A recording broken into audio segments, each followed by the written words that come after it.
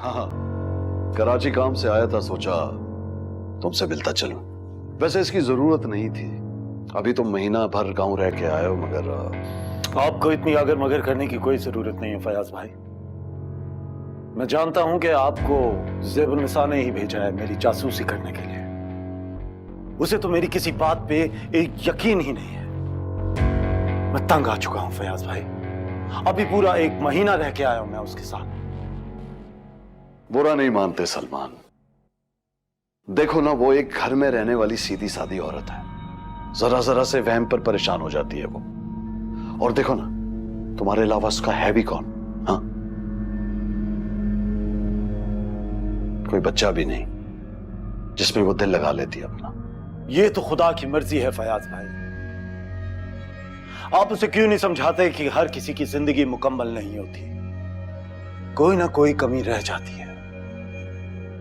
लेकिन वो तो फिर भी बहुत खुशकिस्मत है कि वो इतने आराम से रह रही है, लेकिन वो नाशुक्री औरत। खबरदार जो मेरी बहन के बारे में सख्त अल्फाज इस्तेमाल किए तो मत भूलो कि वो 7 भाइयों की इकलौती बहन है। तुम्हारी आधी से ज्यादा जायदाद वो ही है जो ज़ेबुन्निसा जहेज में लाई है। हद तक के ये घर भी जो उसके नाम है। फयाज भाई, मेरा ये मतलब नहीं था। मैं सिर्फ ये चाहता हूं कि ज़ेबुन्निसा भी खुश रहे और मुझे भी सुकून से रहने दे। तो तुम उसे यहां ले आओ, वो यहां खुश भी रहेगी और मसला भी खत्म हो जाएगा। वो यहां नहीं रह सकती है। मैं पूरा दिन घर पे नहीं होता और वो अकेली सारा दिन यहां कैसे गुजारेगी? गांव में 10 लोग हैं जो उसका ख्याल रख सकते हैं, और मैं भी आता जाता रहूंगा। आप इत्मीनान रखें। ठीक है, मैं चलता हूं।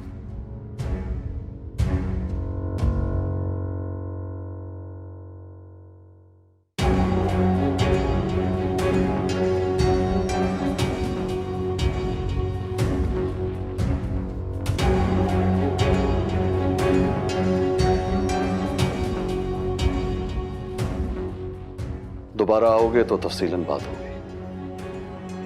क्या हुआ फयाज भाई? नहीं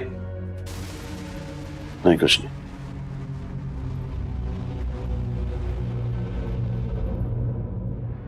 खुदा हाफिज। खुदा हाफिज।